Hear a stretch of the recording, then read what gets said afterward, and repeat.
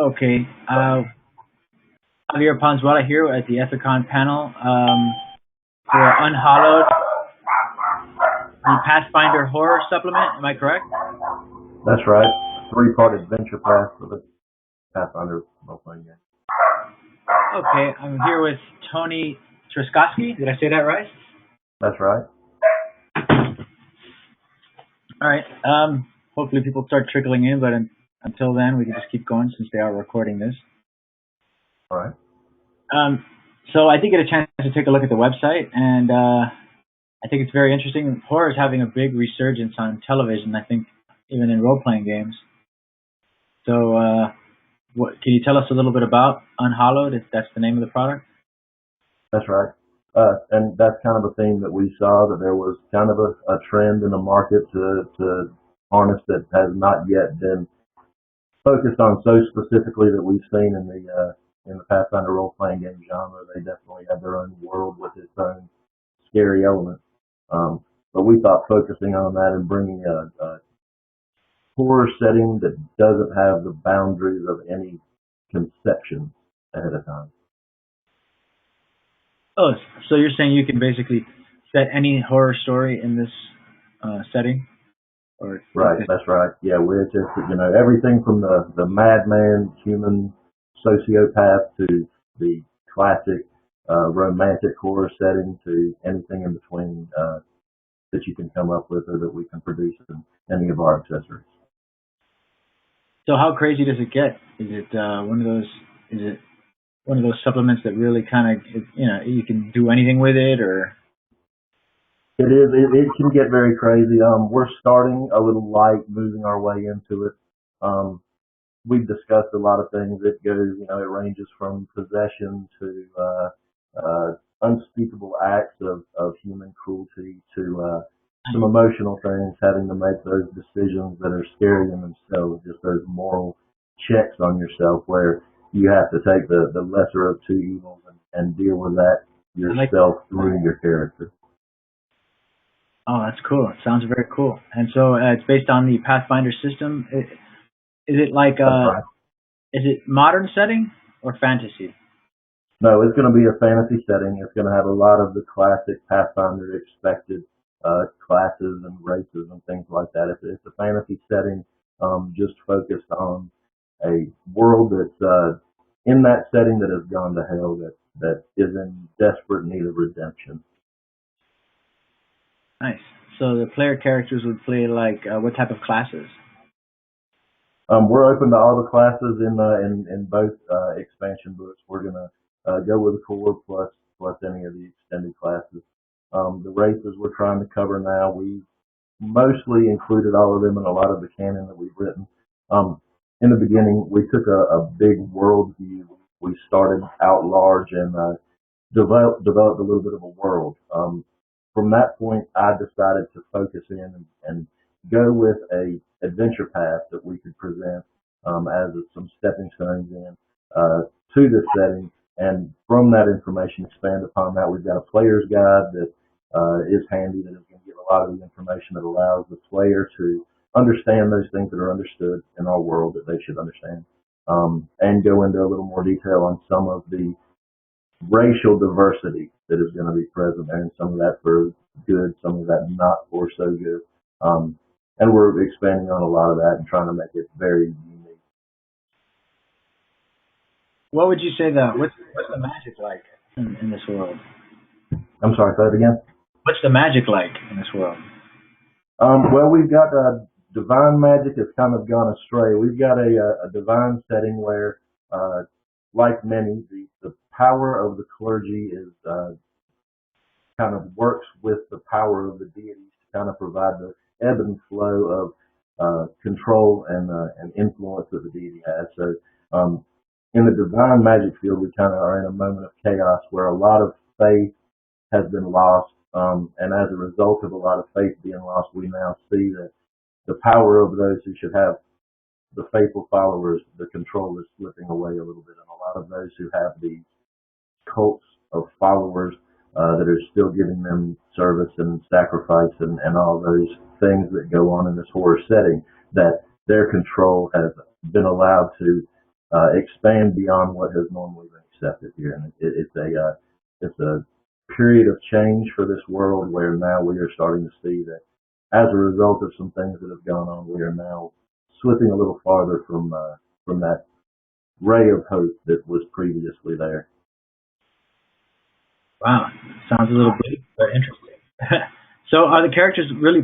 They start off sort of powerful, or would you say that this is a world where the characters are kind of outmatched? Right. No, right now, in this first adventure path, we're starting out as first level heroes who are heroes by circumstance. We've kind of written a introduction to the first adventure where we introduce them to the world by placing them in a particular situation that they have to get this particular area out of, and through that act, kind of gain a little bit of renown.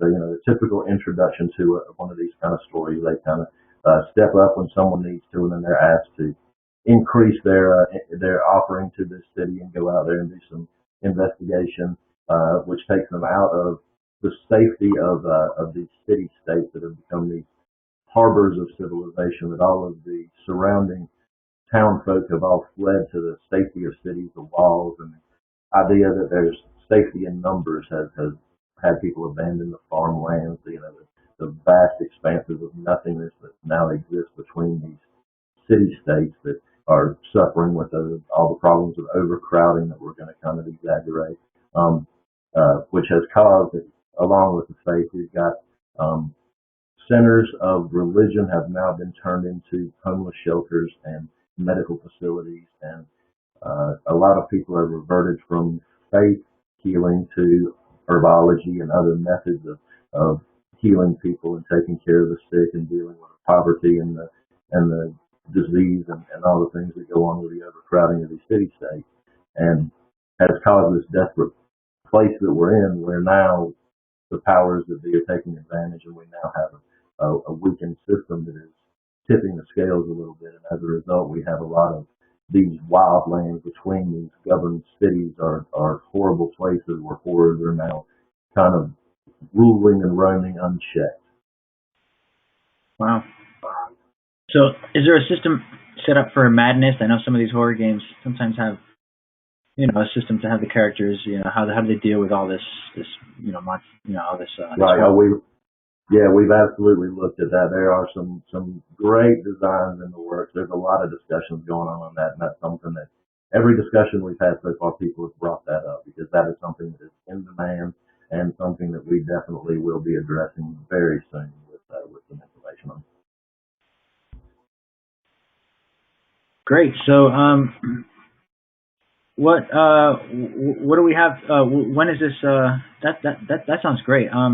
So it's its own world. It's basically the magic is kind of regular magic, not low tech. How's the technology is up there when it comes to campaign settings, or is it? No, it's not very high. We're going to try to limit it to realism as much as we can as far as the technology goes for that period. We're going to try to set it back in that particular period. I know we've got when we're going with all these base classes, we have to address the gunpowder age idea, and I think we're going to roll with that. I think there's a lot of really cool things that can benefit us from going that route, and just saying, if it's in Pathfinder, if it's in those books, the ones that we're calling our core books, then we're going to allow it about to that level, about exactly where we're at, just in our own setting, where we don't, like I said, we don't have these misconceptions ahead of time of what's expected of any of this canon that we have to stick to, and it allows us to kind of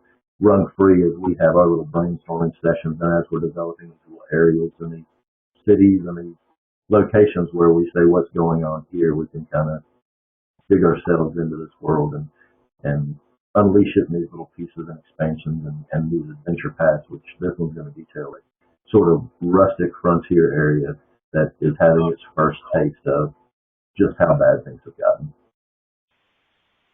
Wow, great. So, yeah, that sounds awesome. I love horror games. I've been playing horror games forever. Actually, that poster back there is Shaun of the Dead, so I love horror movies also. Actually, what is it this way? No, I see it. Awesome. Yeah, so I'm definitely looking forward to it. Unhallowed, and it's a great name too.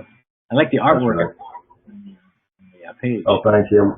We've gathered some great folks together. And we just a little bit of history on what we've done up to this point. We did have a Kickstarter campaign. A lot of the information that is currently on the website that is on the Kickstarter page, a lot of that is no longer applicable. Some of that does not apply anymore. We are in the process of resetting our course. We are going to be announcing actually right here to Mark F, to yourself and everybody that we are now going to be relaunching as a TPK product for Total Party Kill Games with Brian Bird. Oh, in other words, you've made a deal with Total Party Kill. That's right. We're in the negotiation stage. The later state right now. We're going to be picking some writers to pull to put a little bit more of the flesh to the bones of this thing that we've already got into action. We've talked about them. This is I think a match. I think we do the same thing the same way. We've talked a lot during and after the Kickstarter campaign was going on. Some things went on. We now have, as I said, some of the information on the website is now not quite up to date. It's going to be revamped. We have some intellectual property discussion. Some things are going to be removed that are there. So without going into a whole lot of detail on that, we're going to be editing all the websites. We're going to be rebranding a little bit and trying to go back at this thing So where with can a different stable of talent at our disposal. Great. So where could people go to check it out or to follow on the updates? And is there a Facebook page or? The Facebook page is there. It's facebook.com/the unhallowed, and we're also at theunhallowed.com. Chat forums and all that's there. We're trying to build a community there and try to get a lot of the news announcement going on there. We're definitely updating the Facebook page. This announcement that we just made is going to be something that we announced probably in the morning that we're going to be posting there and elsewhere and trying to pick the momentum back up that we started with. We had a pretty good jump out the gate. We're going to try to build on that, regrouping with those guys at TPK and trying to get the best series of accessories that we can produce into the hands of the people that like this kind of twisted, kind of dark stuff that we're doing. There's plenty of people out there who are interested.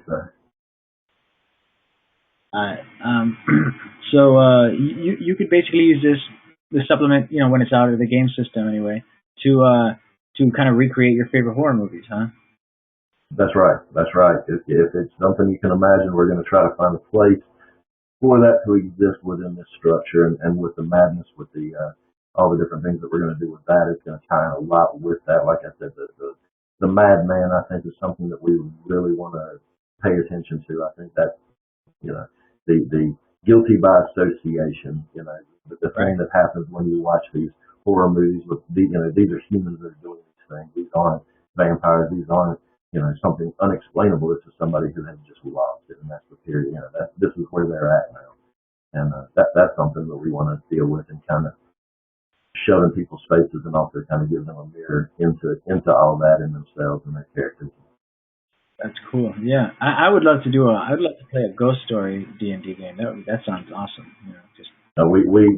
There's one that was discussed. It was actually a really cool idea that may see some light. We made a little plan with a ghost idea that was presented that I really thought was pretty cool. We're going to hold that on our back burner. That's going to be something that's not going to be in this first adventure path. We've got it fairly outlined. A lot of the writing was done. A lot of it is being redone now. We're kind of stepping back, removing a lot of stuff that we no longer are going to have in there. So right now we're kind of in transition. I'm going to be running here in Inferno here as soon as we get done. I'm going to be running what I've got for the condensed version of the first adventure, which is upon unhallowed ground, that I'm going to be running as part of EtherCon here, which is my notes that I had plus a lot of the work that I've done before any of the work from others that was added that I now have recompiled. I've made a condensed version so that it can fit in this 3-hour window that I've got, and I'm going to try to run a few people through and give them my first little play test of the condensed version of this first adventure, which we have 2 others fairly outlined. This one getting details.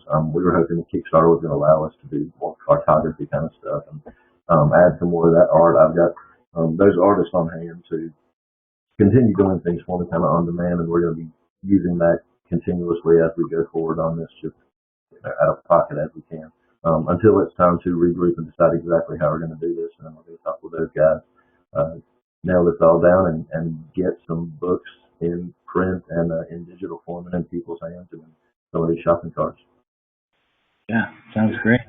So what you anticipate to have books out by sometime next year, right? That's right. That's right. The initial plan with the Kickstarter, we were announcing that the first adventure was going to come out the first quarter. That's going to be a little farther out now with us regrouping.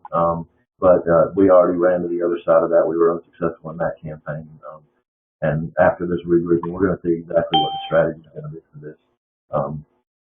But yeah, it will include us getting this first one as quickly as possible because we've got it so ready to go. All the art that's been released is all going to be put into that first adventure. And that was always the intention of all the art, the zombie, the grave, and all the stuff that has been put out there that was on the Kickstarter and on the page there is all interior art. The one zombie guy is the cover art for the first adventure. So all of this stuff is going to be utilized now. And then as we move on, we're going to be adding to this for the first adventure, getting some of this cartography I've had sitting on the back burner that I haven't really given the green light to, get some of that started, and then keep working with these artists to get some more interior and exterior art and stuff for the website. I know we need more meat there. We need to remove what's no longer applicable and put some real content there. It's a little vague, and I think that was one of our issues before, that we're going to actually get some content from people and put it together in something that is downloadable. Working on a character sheet, we're going to have a cool character sheet that's going to be a PDF download. So, start getting those freebies out there, start doing this, reassessing ourselves, getting some stuff out there, seeing what's going, what kind of hits we get, what kind of activity we have, regrouping. Is it going to be a demo or what's that? When a play test or? We are going to when this it was originally the player's guide was going to be a add-on, a free add-on. It was going to be a stretch goal in the Kickstarter. We're going to now make that our free available product. That player's guide is going to be a PDF thing that's going to be downloadable with a character sheet. And then I really think a good idea would be I've toyed with an adventure idea that I had as kind of a prequel to the Adventure Zero that leads up to these people being in the situation that brings them into Adventure 1 through 3. That I'm also considering just coming out the gate with free stuff, get people's ideas churning, get people's character concepts going on, bring out these adventures, and then build on feedback that we get, ideas we get. We're bringing the forums back to up to date, responding to questions on there. There's been some wonderful community feedback so far. The support was really great, and we're just trying to run with that momentum and get this done. Great. Wow. That all sounds awesome. So, to stay on the horror subject, what is your favorite horror movie? Really the original Night of the Living Dead, the one that was the old black and white that just George Romero. Oh yes, that was the one that just where your teeth were just just the thought of the stiff motion. That was the one everything the Freddy Kruegers and the Jasons and everything that came after that. I love Freddy Krueger too, but yeah, Night of the Living Dead. Right. That's for me. I got to meet George Romero. I got lucky at a horror convention. Cool guy. Wow, that's awesome. Yeah, it's great. He's definitely one of my idols. I love Creepshow also. So. Oh, absolutely, yeah. Just the thought that you could look out the window and see that, and obviously with all the new current modern takes on that, that we're kind of alluding to a little bit in some of our marketing and advertising, some of the things out there, really alluding to what this first adventure path is about, and it kind of is playing on some of that. That's great. There's so many hit shows out on it, so I think there's a huge interest, And Tales from the Dark Side they're making a new one. It just got announced. Wow, I didn't know that either. Wow, that's awesome. Yep, from the guys who wrote Star Trek, the new ones, and Transformers. Wow, I love those movies. I was never a Trekkie, but I saw those movies and the take they did on the old classic stuff. I'm starting to get a little Trekked out, I guess. Looking forward to that. Yeah, and Walking Dead and American Horror Story. Just like the Bates Motel. There's just a slew of these. Where horror used to never get like in television. Never really got it to do. There was a horror show here and there once in a blue moon, but now it's really taken off, which is great. Absolutely, absolutely. I try to stay up to date on all those too. I've caught that bug, and I think it's showing a little bit in some of the work that I've got out. But yeah, it's cool. It's something that we try to stay up to date on. Really, actually, all three of those as much as we can. Cool. Yeah, and there's a ton of conventions, for horror. So I wonder how is there a role playing? Has horror role playing games, have they kind of crossed into horror conventions? I would think that would be great, perfect. But I've been a couple and didn't see any role playing going on or any vendors. None that I know of that have really had like dedicated role playing tables set up and booths for this kind of thing. A booth probably, but nothing is focused to some of these game cons and comic cons of now. That's a shame.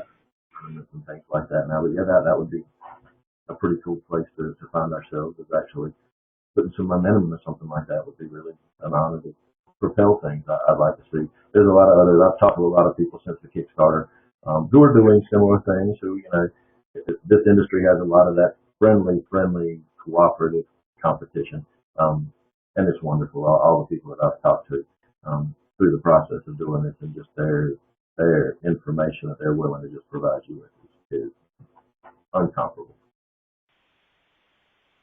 That's great. Well, what would you say is your favorite thing about writing horror adventures? Really letting myself go free. I've been DMing games that have been set in other people's settings, and not really tried to stick to canon. This allows me to kind of let the freak fly a little bit and do some things that aren't going to be expected, that are tough decisions that people aren't going to want to have to make, that should get people talking about it. I hope it's good ideas. The ones that I've presented have been taken well, and I've been in some discussions with people about. So hopefully we're gonna do things that get talked about. Hopefully we're gonna allow other people to kind of consider their own freak flag and give them a little bit of ideas and setting to really go there outside of the organized play and the railroads that we sometimes find our adventure paths on. This allows you to take what we've got as the meat to make your own stew and do the things that you want to do that may not be quite as accepted elsewhere, but within we've got our boundaries. We called ourselves on this side of the Book of the Wild Darkness.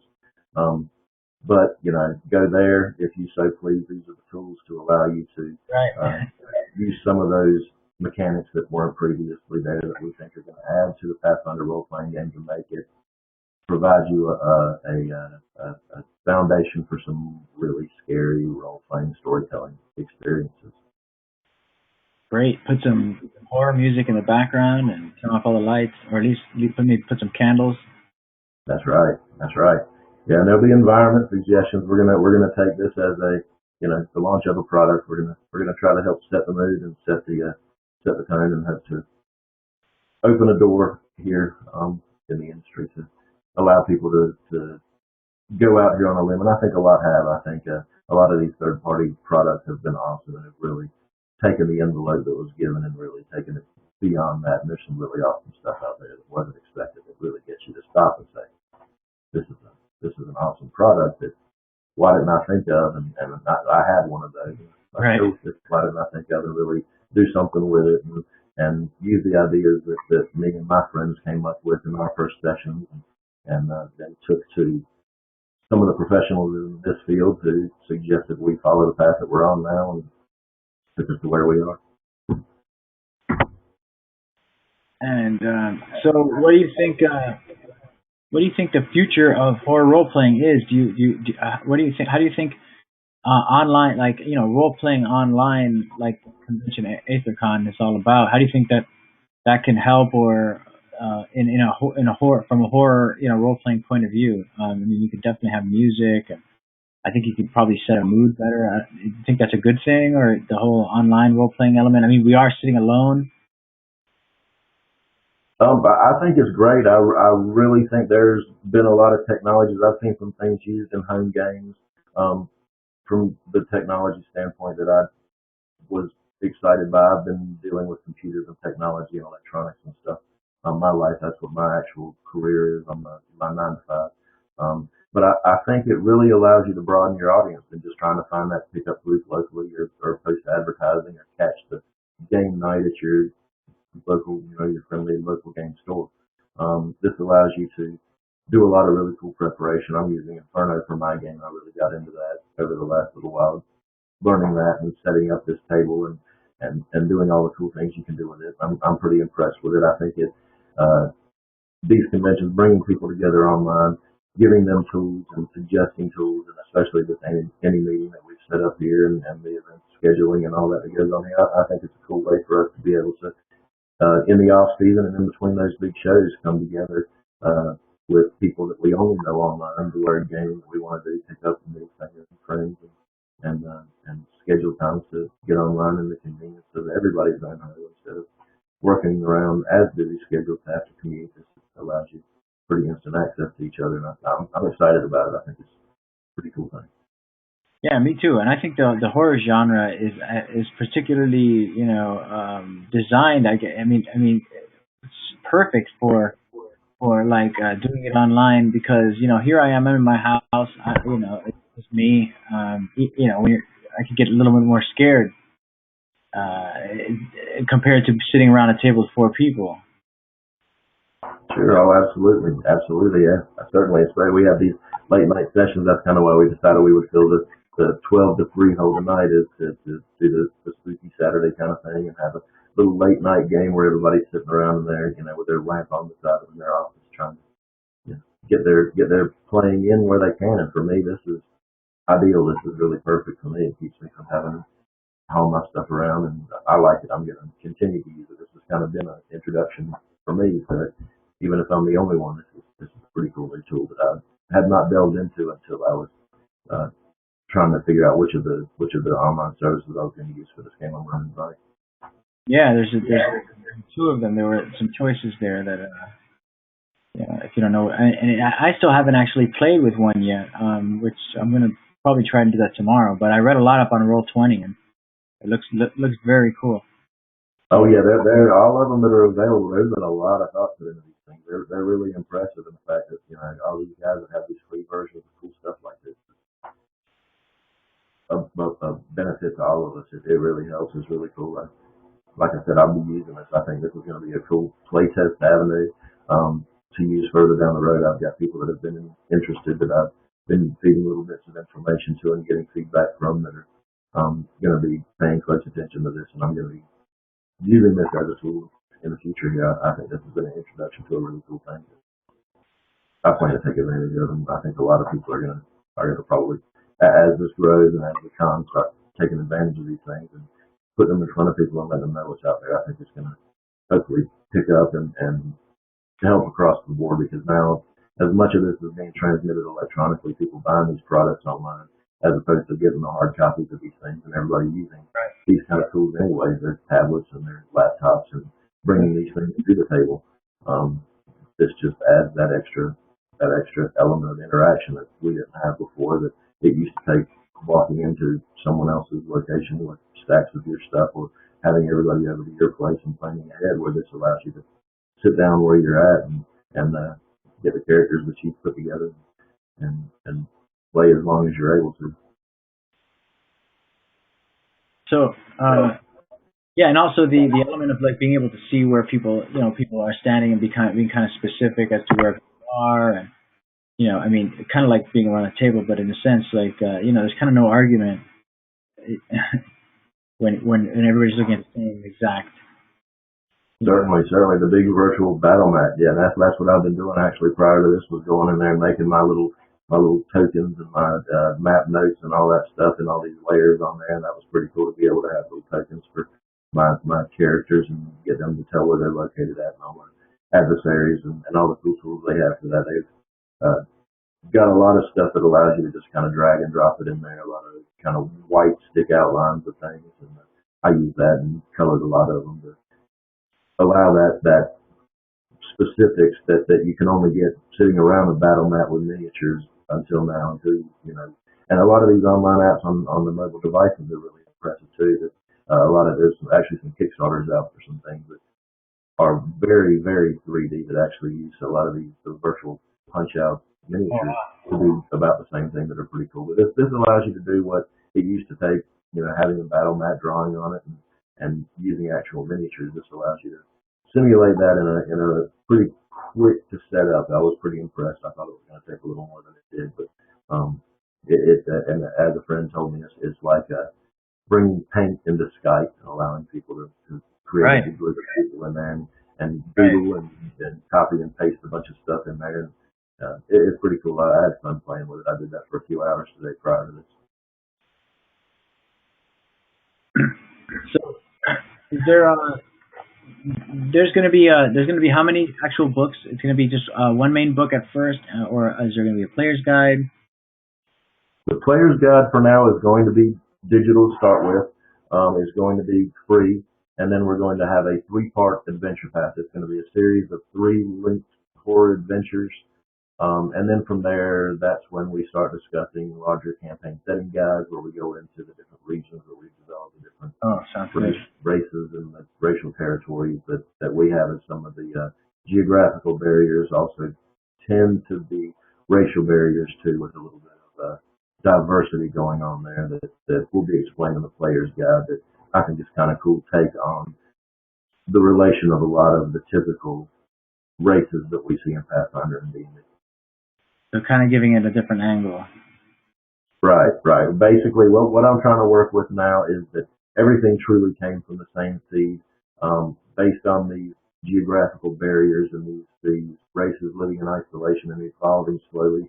So long we have these slight racial traits that aren't quite as exaggerated. We're not going to have the Hobbit halflings. We're not going to do, so there's going to be these slight variations based on their regional demands, and we're not going with the typical. The dwarves are from the mountains and they mine, and that is their archetype, and we're sticking to it. Dang it, we're going to have them as involved in other things as the other races. So there'll be dwarves, in the oceans. Right. Exactly, and we're playing with a theme on them. We're going to have them be a little bit Nordic, and that is actually a little accurate. We're going to have them where they're almost our barbarians, is what we've been discussing, having them where they're a little more rugged. They're not as civilized as some of the dwarven races. The elves are going to be a little surprising. We're saving those. We have a really cool idea. There was a piece of art that actually I saw that inspired an idea for those that we're going to run with too on them. That's going to be pretty cool, and that'll be in the player's guide. A lot of that's what a lot of that's going to focus on, because that is going to be so dependent on the character creation processes, this racial system, and we're going to design the adventures where they can drop into any game. This player's guide is going to allow you to really utilize it the way that we intended it, with a lot of the details that we're going to now be able to remove from those adventures and really allow you to drop it in anywhere that you've got this remote location that these horrible things can happen, and it's up to our heroic adventurers to save this area from this horror that has beset it, that we'll be detailing through the 3-part adventure pack. Yeah, well, I can see a Scooby-Doo adventure being recreated really nicely. Well, there's an old man with a mask. Right. And you, so wow, unhallowed. That sounds great. I can't wait to. I'm definitely gonna like the Facebook page, keep up with the updates, and I'm a huge horror fan. Anybody out there who loves horror, unhallowed. Is there anything else about the how has the design process been?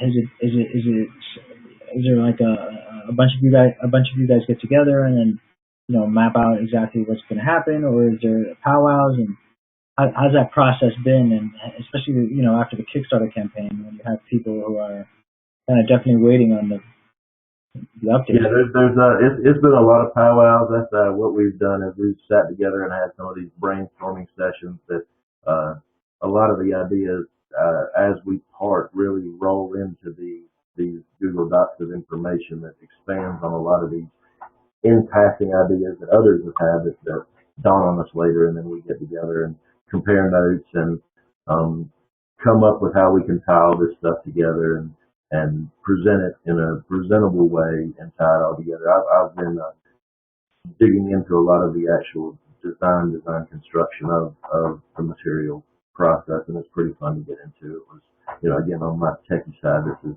kind of up my alley and what I do. So bringing all that together, the ability to produce all of this stuff online and have this technology where people have access to it as readily as we do, is a sign of the times. And I think finally, kind of positive. Yeah, it's great that you have the tech. You have the tech background to be able to, use it all. Right. Yeah, and the software was something that I just had so miraculously on hand. It was awesome that I've got InDesign and all the tools that I need to put all of these things together from all of these people who have been contributing and get this art and layout done. That's been kind of fun for me.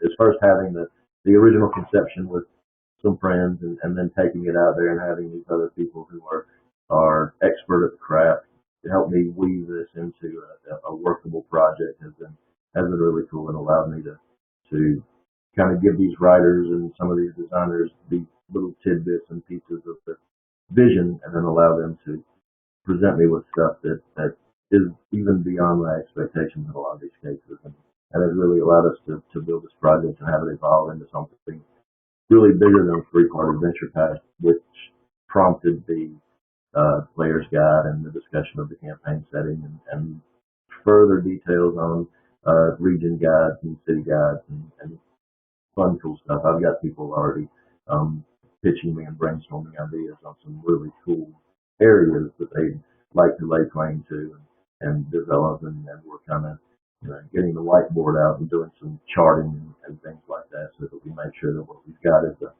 a loose canvas that you can grab and do what you want with, but with enough details in the background where we've got this breathing world that has these details in it that you can latch onto and hint to and create these side stories and arcs and things to distract and to, add those plot twists that are unexpected that latches on the things that we've done with your own content in cool ways and give you those tools and suggestions and that canvas to really allow yourself the freedom to do the things you want to do and not restrain you.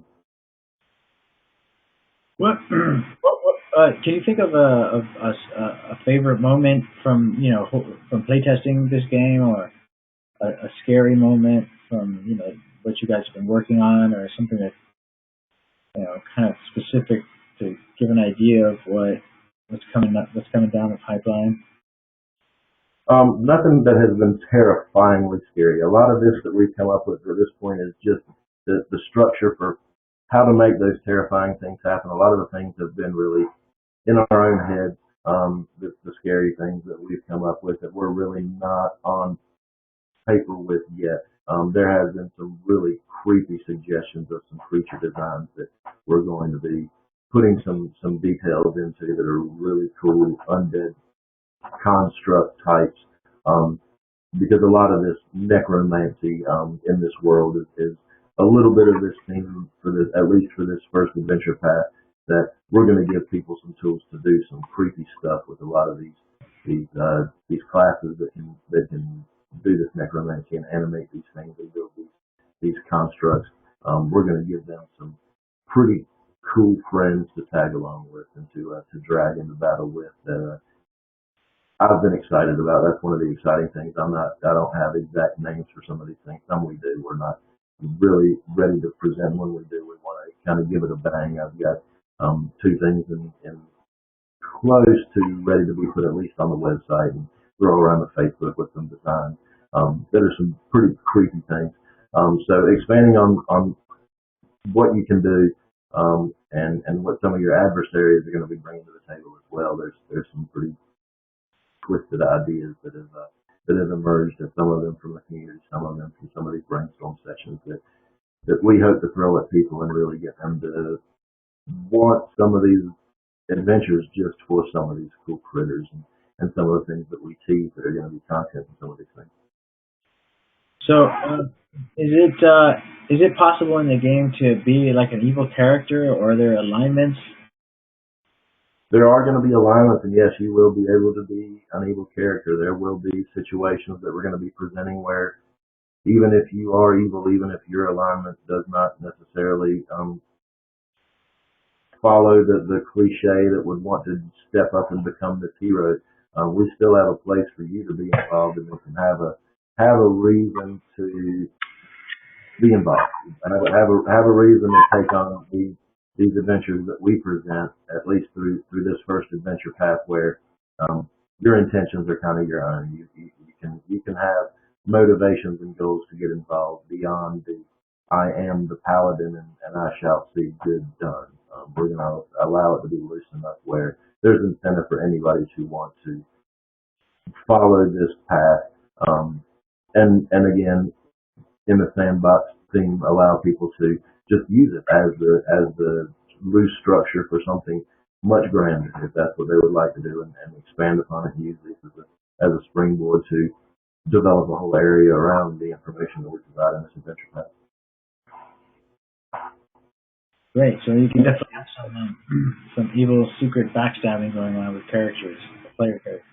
Right. Yep. And some of the ideas we have and some of the archetypes that we've put out there kind of suggest, just like some of the newer ones from Paizo and some of those products, the witch and the things like that have kind of given you the ability to really say, well, that is something that might be kind of fun to play with, and we're going to take some of those and give you some of these twisted types that might make sense in an evil campaign, or with at least some evil intent.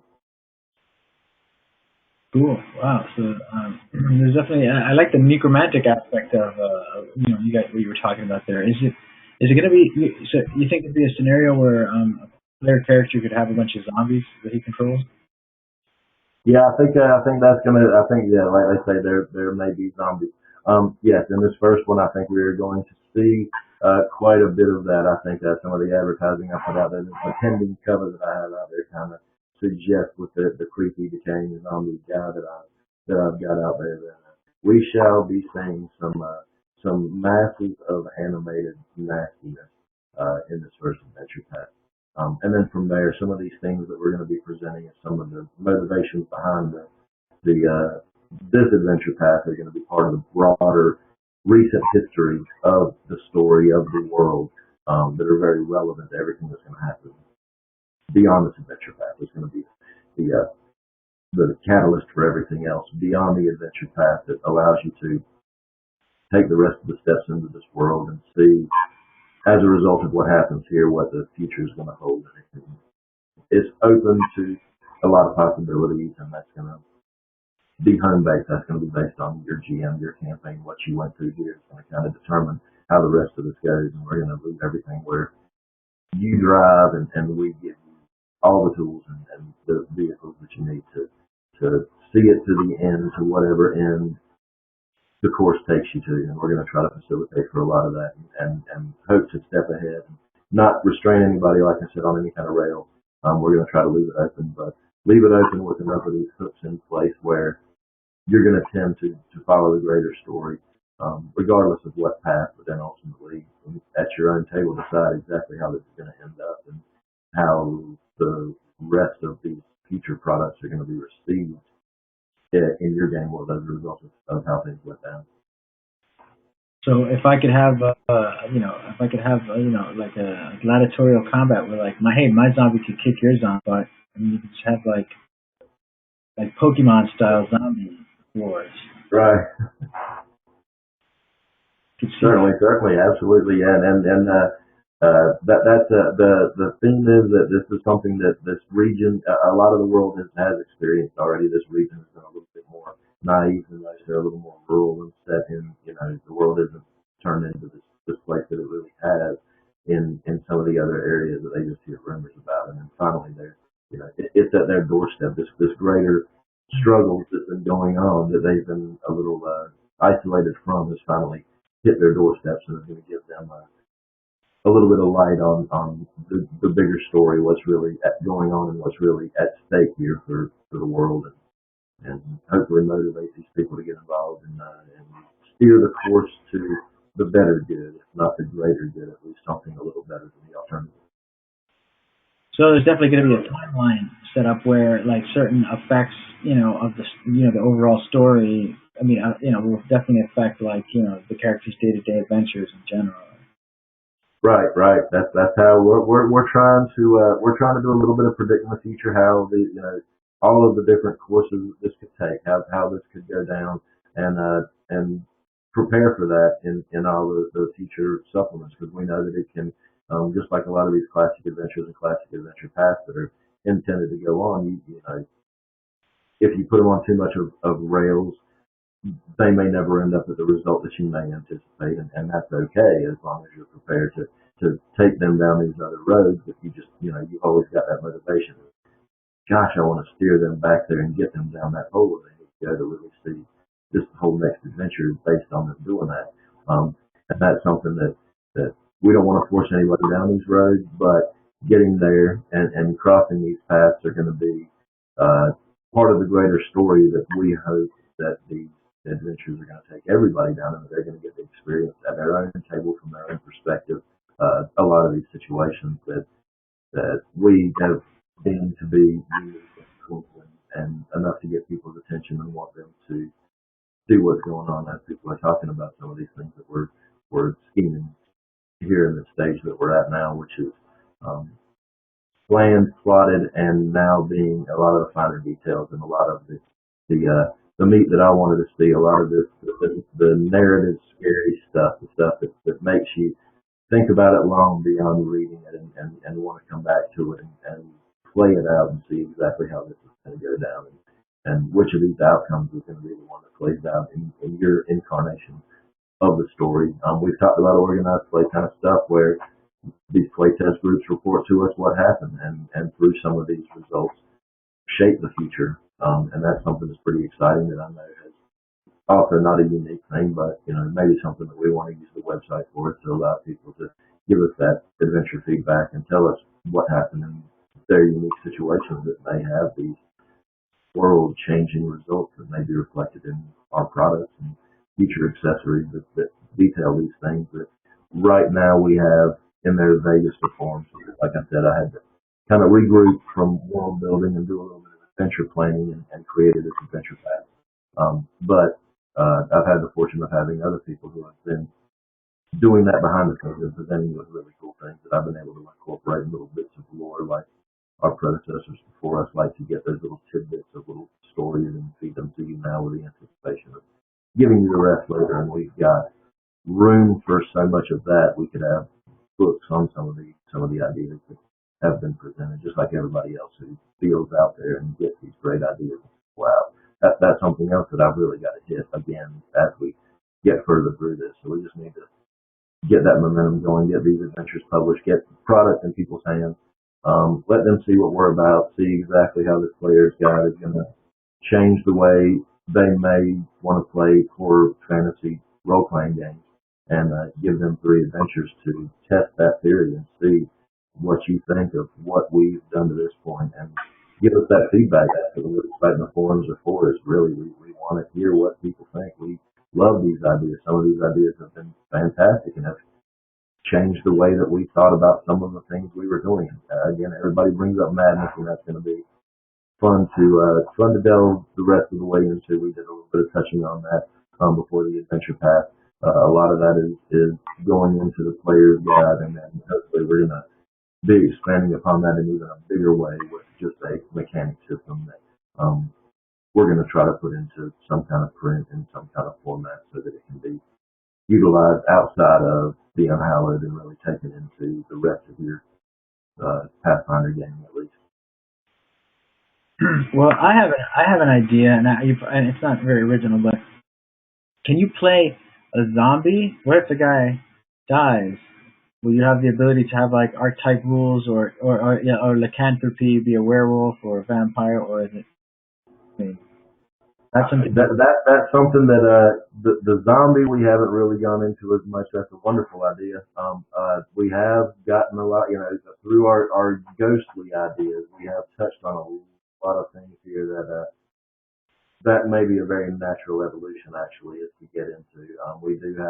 We've done a lot of talking, and I collaborated with some people on and still am on some of the lycanthropy kind of stuff, some of the way that's going to work, and how that faction is going to work with the rest. Vampires have come up, and the ability to ultimately play as those through the templates that we have available. And then expanding on it and how it works in our world, how their factions work together and don't work together. But playing as other undead types is probably a very natural evolution of where we're going with this. I see that being on the table with all these other types that you may want to play. The Ghost came up, and there was an idea I had that was awesome that allowed us to really step down that path a little bit, see what was there before, see what people have done, see what's published and printed on the subject, and see how we can make that a possibility.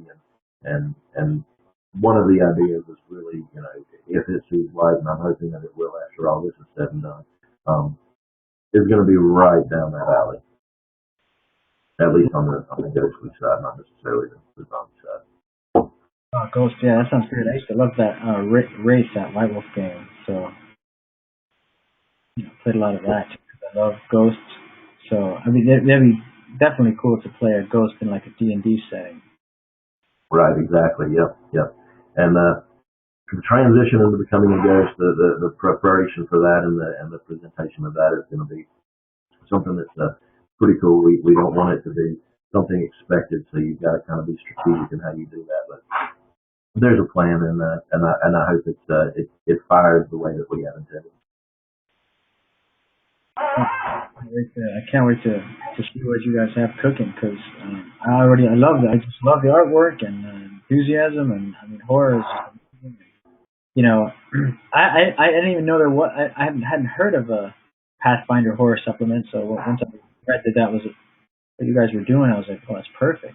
I didn't even thought. Right, exactly. That's what we saw that hole, and we figured let's see what we can do about giving people things to talk about and things to think about that may get other people down this path and may pick up some momentum. Yeah, so the website is www.theunhallowed.com. That's right. And you can go to theunhallowed.com at Facebook, facebook.com/theunhallowed.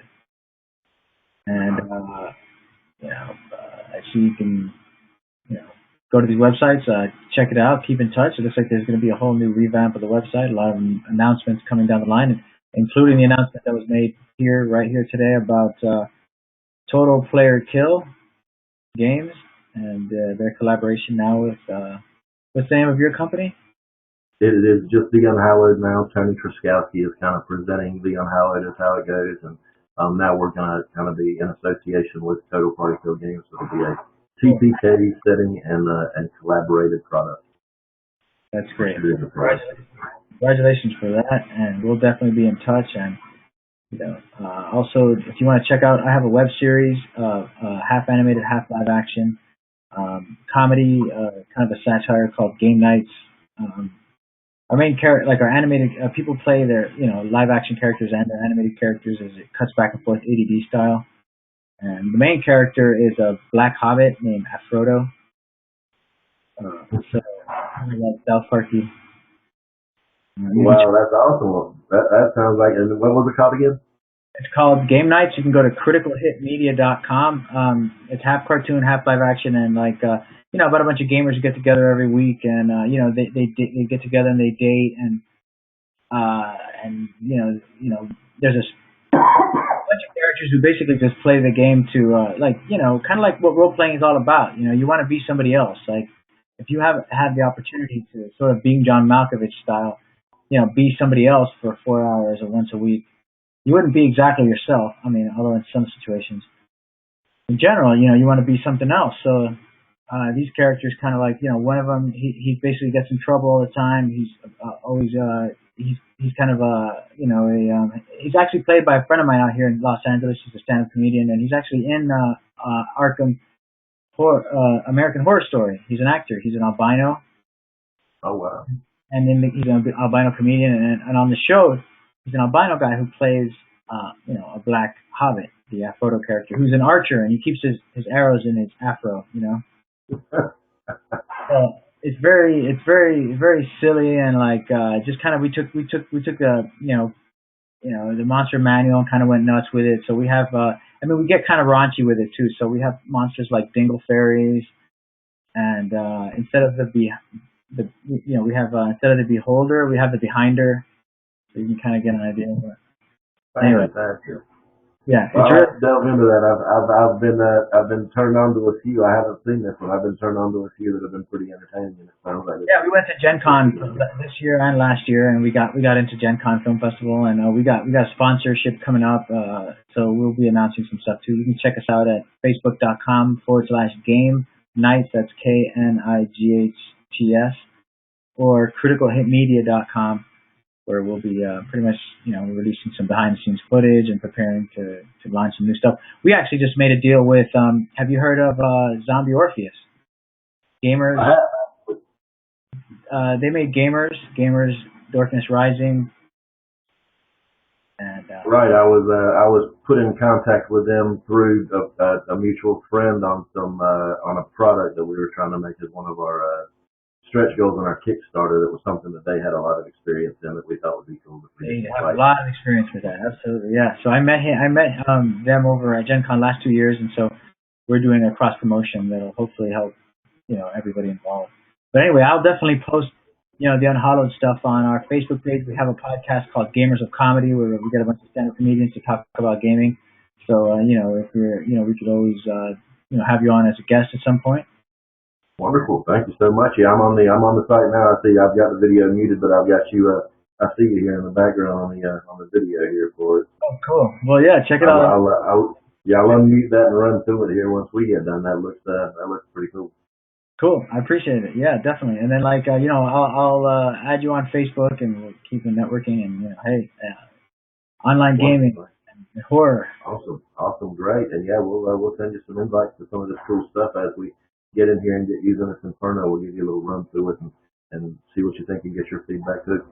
Yeah, same. Great. And I'll share all these posts. Just keep me in touch, and thanks again, and I hope everybody has a great night gaming. And tomorrow, ectorcon.com, and brought to you by theunhallowed.com. Check out the game. It's coming out soon, and just turn the lights off and hold on to your hats. Set the mood. Get ready to scare yourself. Yep.